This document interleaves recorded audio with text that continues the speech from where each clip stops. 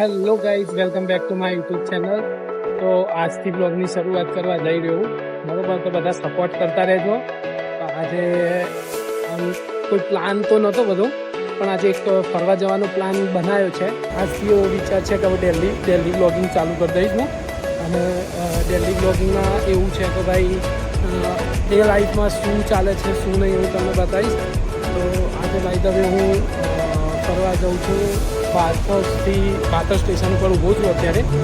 બધી પબ્લિક આજુબાજુમાં એવી જોઈએ ને આપણને એવું લાગે કે આ શું ચાલી રહ્યું છે ભાઈ. પણ કંઈ નહીં, આજે હિંમત રાખીને ચાલુ કર્યો, કારણ કે વચ્ચે ડિમોટિવેટ થઈ ગયો હતો, જેનાથી મારા બ્લોગ આવતા નહોતા. 1 વર્ષ સુધી મેં કોઈ વિડીયો યુટ્યુબ પર અપલોડ કર્યો નહીં. તો આજે મને એવું લાગ્યું નહીં, ચલો આજથી બ્લોગિંગ સ્ટાર્ટ કરી દે, એવી રીતે કરી દેવી છે. તો આજે મારો પહેલો બ્લોગ છે કેનેડાનો. તો સપોર્ટ આપતા રહેજો, બીજું મારે કંઈ કહેવું નહીં. અને વિડીયો જોતા રહેજો એન્ડ સુધી. તો આજે અત્યારે હાર્બર ફ્રન્ટ ઉપર કે જો કે આમ શાંત પ્લેસ છે, આમ ત્યાં પાણીનું ને બધું છે, તો તમને આમ એકદમ શાંતિનો અનુભવ થાય. વિચાર એવો હતો કે ભાઈ આજે જવું છે આમ હાર્બર ફ્રન્ટ ઉપર કંઈક ફરવા. તો ચલો હાર્બર ફ્રન્ટ ઉપર મળું, હું તમને લઈ જાઉં ત્યાં, જોઈએ ત્યાં શું છે શું નહીં બધું ચેક કરીએ. ચલો, અહીંયા ટીટીસી બસો આવી રીતે હોય છે. જો તમને બતાવું, હા આ ટીટીસી બસ છે. આ પાછળ જે તમને દેખાય છે ને ટીટીસી બસ છે. અને અહીંયા કેવું છે ખબર છે, આપણે જેમ રેલવેનો ટ્રેક હોય છે ને એવી રીતે અહીંયા પણ ટ્રેક હોય છે. આ ટ્રેક દેખાય છે ને એ રેલવેનો ટ્રેક નથી, એ બાય ધ વે છે સ્ટ્રીટ કારનો. અહીંયા એક મતલબ સ્ટ્રીટના ઉપર અહીંયા મતલબ એક સ્ટ્રીટ ઉપર કાર મતલબ એક આ જે પાછળ જે તમને દેખાતી ને બસ છે ને એવી એક સ્ટ્રીટ કાર જ એવી જ આવે છે. મતલબ તમને એવું લાગશે કે ભાઈ રેલવે સ્ટેશન ઉપર છું, તો એવી ચાલશે, પણ એ રસ્તાની વચ્ચોવચ્ચ ચાલે છે. તો એ પણ તમને બતાવીશ હું કે કઈ રીતે ચાલે છે શું છે એ, બરોબર. અને અહીંયા સુધી આવી ગયા છો તો ચેનલને સબસ્ક્રાઈબ કરવાનું ભૂલતા નહીં બિલકુલ. ઓકે,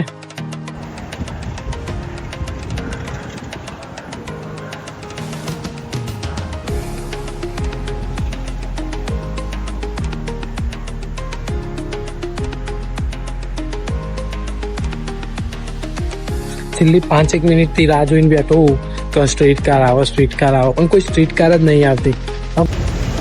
આ તમે સ્ટ્રીટ કાર જોઈ શકો, રસ્તા ઉપરથી ચાલે છે ને અહીંયા સાઈડમાં વળી ગઈ, અહીંયા આવશે હમણાં.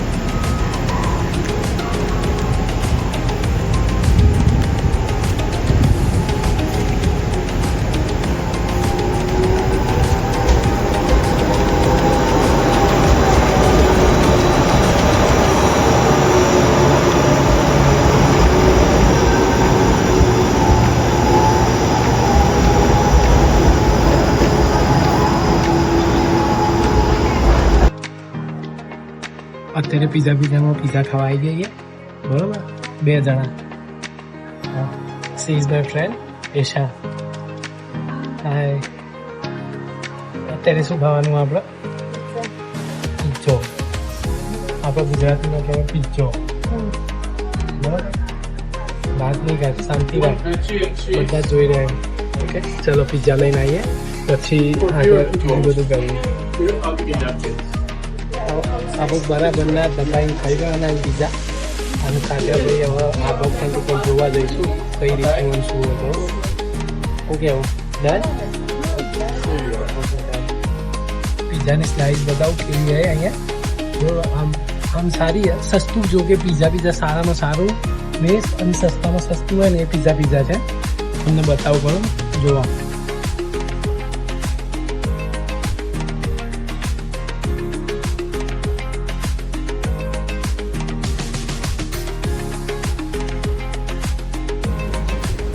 બસ મસ્ત ફર્સ્ટ ક્લાસ જમી લીધું, પીઝા ખાઈ લીધા. અને પીઝા ખાઈને ફેરી જોવા જવું. ફેરી જોવી હોય બતાવું તમે, જોવા ખાલી ફેરી. અહીં 2 મિનિટ.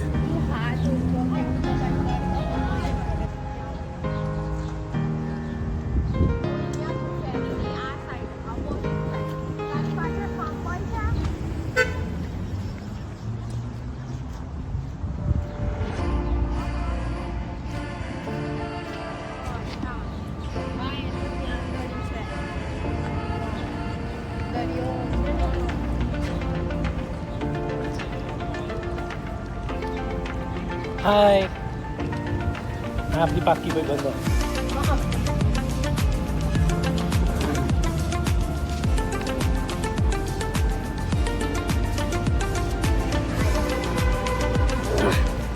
બસ અહીંયાથી જે નજારો જે જોવાનો હોય ને બસ ગજબનું આ બધું જોવાનું મજા આવે એવી. આમાં હું બતાવું બધું તમને.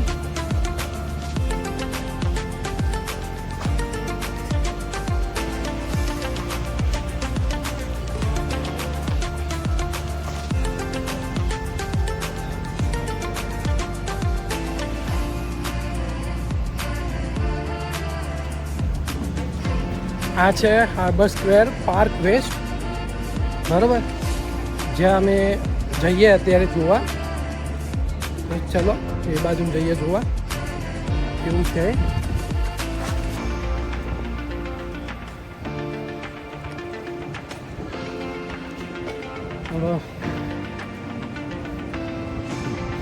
ચાલતા ચાલતા હાર્બર સ્ક્વેર પહોંચી ગયા છીએ.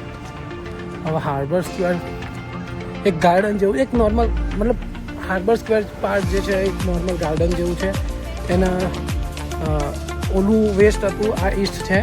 અહીંયા નોર્મલ આમ બેસવાની જગ્યાઓ બહુ મસ્ત છે. આમ આ લેક ઓન્ટારિયો જ છે. અહીંયા જે બેસવાની જે મજા છે ને, અહીંયા એકદમ ઠંડો પવન આવે તમને.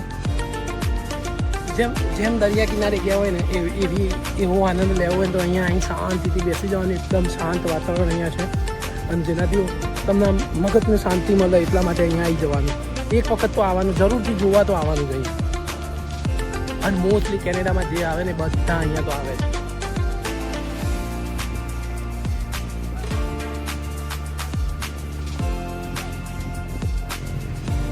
અહીંયાના નજારાના પૈસા વસૂલ છે પૂરેપૂરા. અહીંયા જોવા એવું છે ભાઈ, જોવા ખાલી.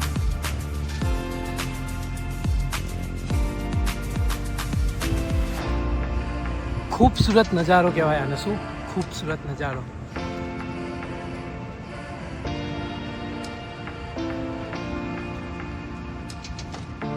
ઓહ માય ગોડ, ઓહ વાવ. અહીંયા કેનેડામાં દરેક જગ્યાએ આવી રીતે ચાલવા માટે આવી રીતે આપણી ગુજરાતી ભાષામાં મોકળા કહેવાય એ બધા મુકાયા છે. અહીંયા તમે ચાલી શકો. અહીંયા નીચે આજે રસ્તો થાય છે, ચાલી શકાય.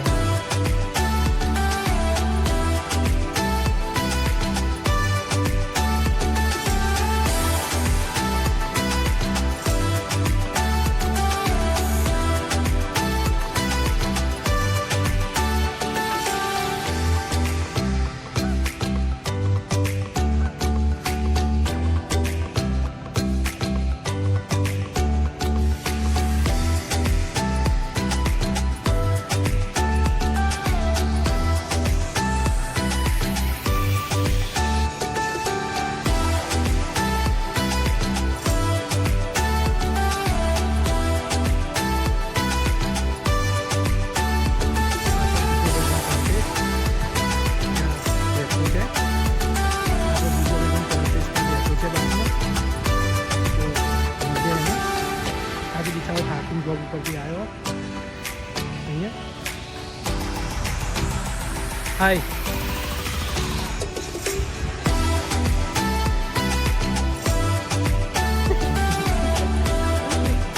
કન્ફ્યુઝ છે, કન્ફ્યુઝ આપણે.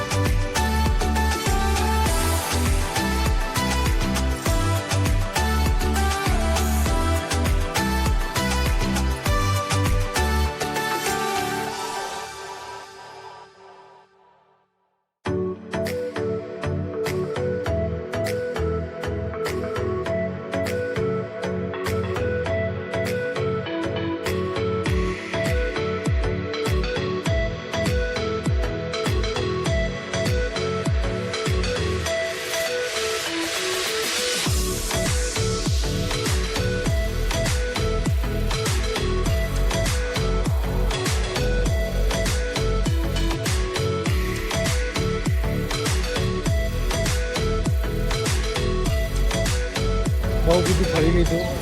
હવે ટાઈમ છે ઘરે જવાનો, બરાબર છે. આપણે બધાએ શું કર્યું? બહુ બધી વાતો કરી, મસ્તી કરી, ફર્યા.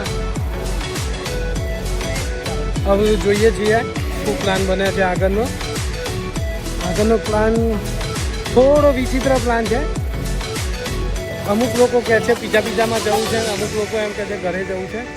તો મેજોરિટી વિન થશે, જોઈએ છીએ તો શું વિન થાય છે. બરાબર, ચલો આગળ જતાં જોઈએ શું નક્કી થાય છે.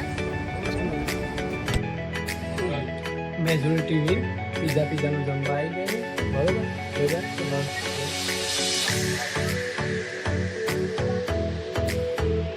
શું કરવાનું આગળ. લોકો હજી કન્ફ્યુઝ છે બધા.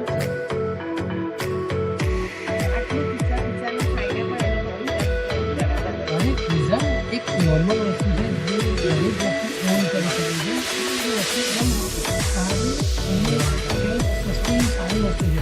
બહુ વધારે જરૂર નહીં.